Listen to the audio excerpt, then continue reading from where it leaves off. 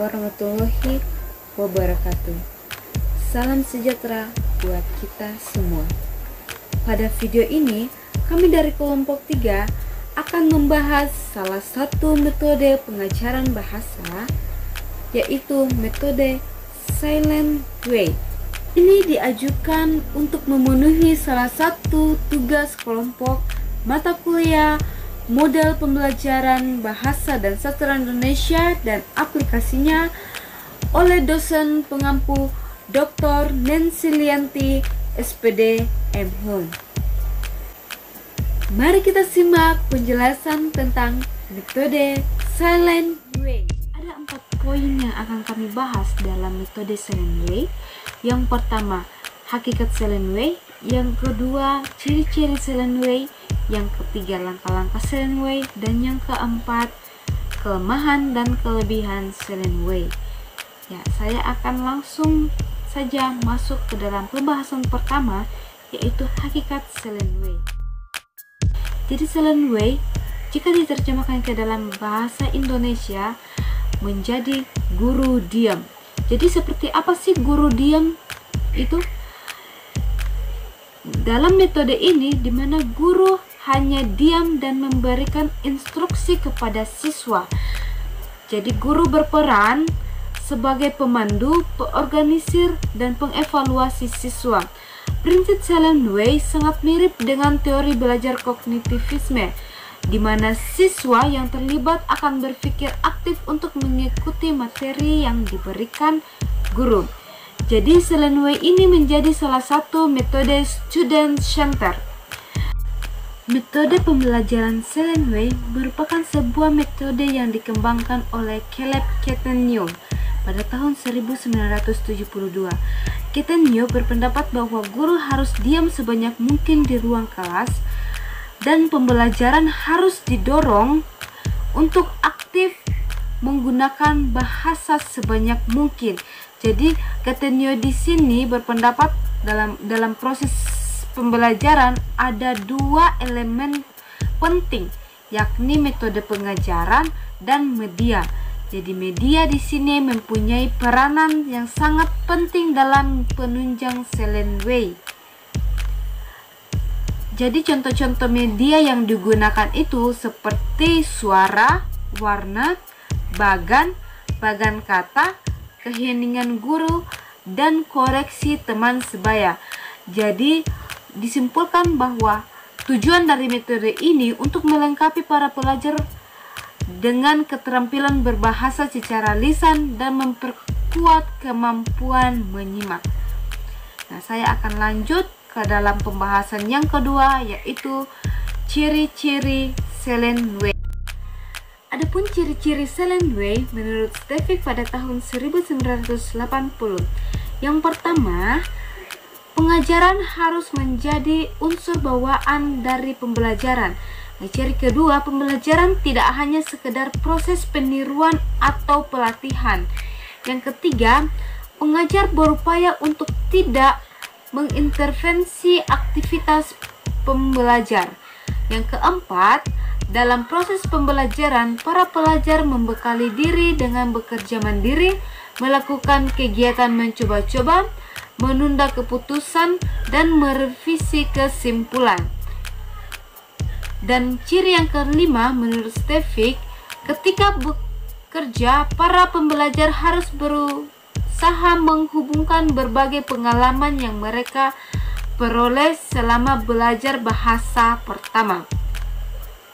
Nah, selain ciri-ciri yang dikemukakan oleh Stefik, adapun ciri-ciri Silent Way yang dikemukakan oleh Karamberas pada tahun 1971. Ciri yang pertama itu pengulangan dan peniruan ujaran pengajar sebaiknya dihindari. Para pembelajar tidak hanya diberi kesempatan menyimak satu kali. Ciri yang ketiga, bahan pembelajaran tidak pernah ditunjukkan kepada aspek memorisasi. Pembelajaran mengenal kosakata atau struktur bahasa yang baru melalui latihan. Dan ciri yang keempat, Ciri yang keempat, pengajaran jarang memberikan koreksi karena menganggap para pembelajar mampu mengoreksi kesalahan mereka sendiri. Ciri yang kelima, kegiatan belajar dilakukan setelah terlebih dahulu melakukan latihan menulis. Dan ciri yang terakhir itu ciri yang keenam, bila perlu pembelajar bertanggung jawab terhadap proses pembelajaran mereka.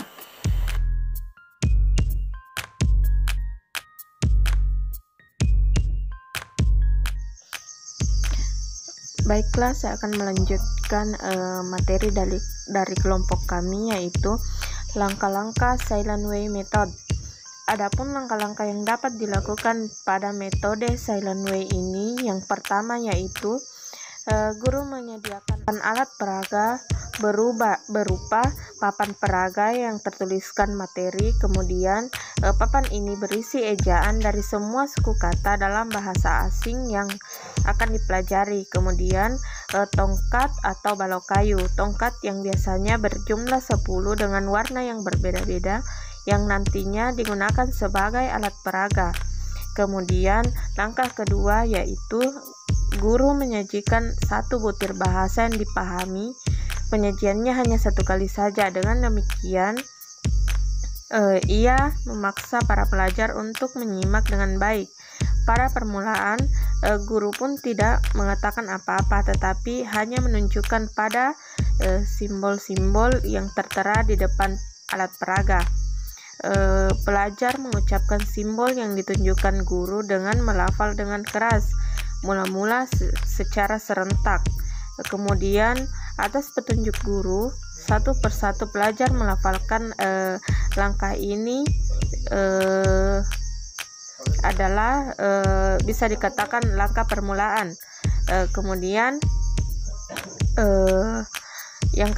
langkah yang ketiga yaitu sesudah pelajar mampu mengucapkan bunyi-bunyi dalam bahasa asing yang dipelajari, guru menyajikan papan peraga yang kedua yang berisi kosakata yang terpilih.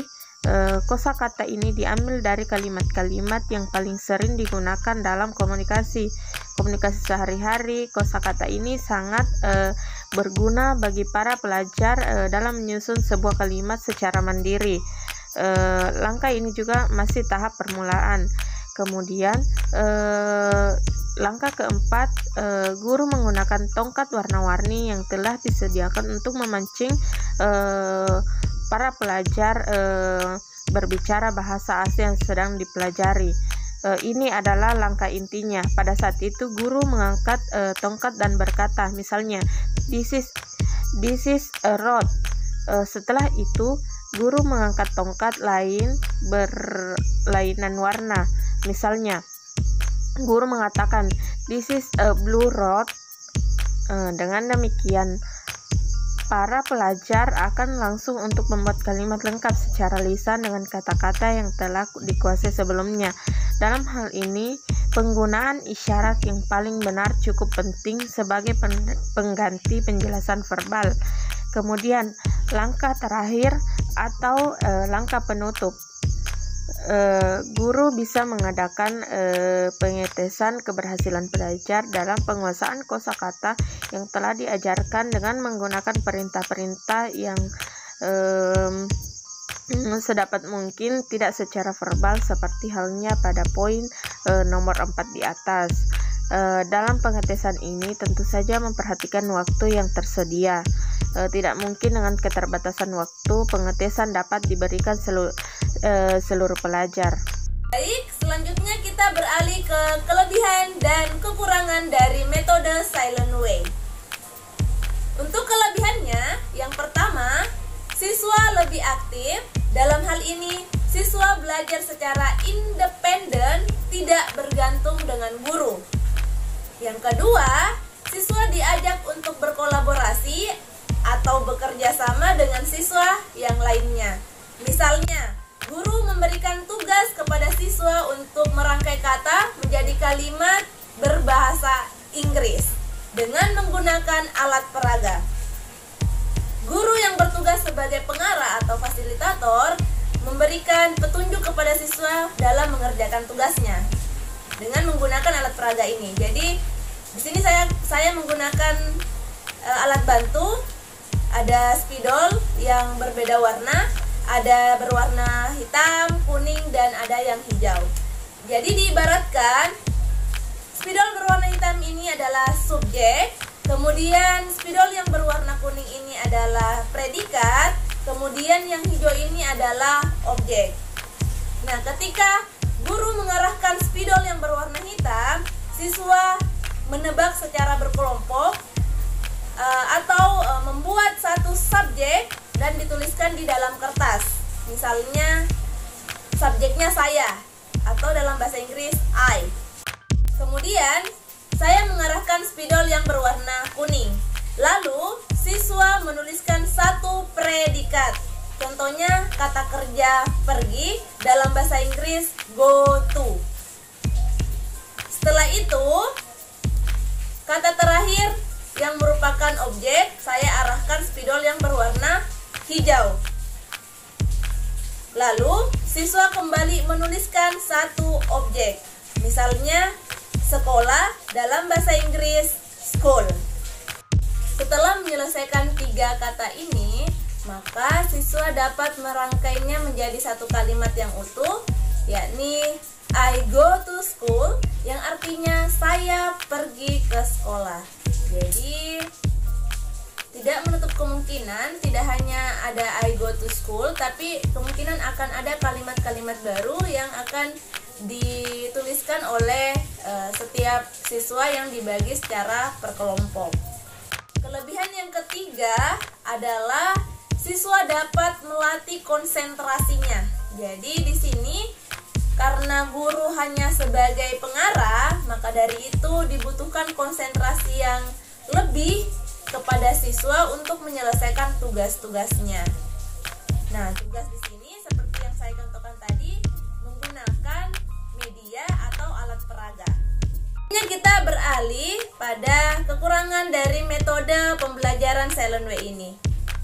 Kekurangan yang pertama, metode Silent Way hanya cocok digunakan untuk pemula yang baru belajar bahasa asing karena dapat mempermudah penghafalan kosakata dan membuat kalimat-kalimat yang sederhana. Kemudian kekurangan yang kedua adalah metode silent ini dianggap tidak praktis di ruangan kelas karena biasanya pada saat belajar bahasa asing, siswa ingin lebih banyak menerima penjelasan dari guru. Sementara metode ini menekankan kepada kemandirian siswa dalam memikirkan jawaban. Kemudian kekurangan yang ketiga adalah metode ini hampir sama dengan metode audiolingual, yaitu metode yang dilakukan secara berulang-ulang. Jadi proses pembelajarannya itu dilakukan secara berulang-ulang. Jadi materi hari ini tidak menutup kemungkinan akan diulang lagi pada pertemuan berikutnya untuk mempermudah atau untuk memperlancar kosakata yang baru saja dipelajari. Jadi, kesimpulannya adalah pada metode ini guru lebih banyak diam atau guru sebagai fasilitator, sementara siswa lebih berpikir aktif untuk menangkap suatu materi. Sementara dalam proses pembelajarannya, pada metode ini menggunakan alat peraga.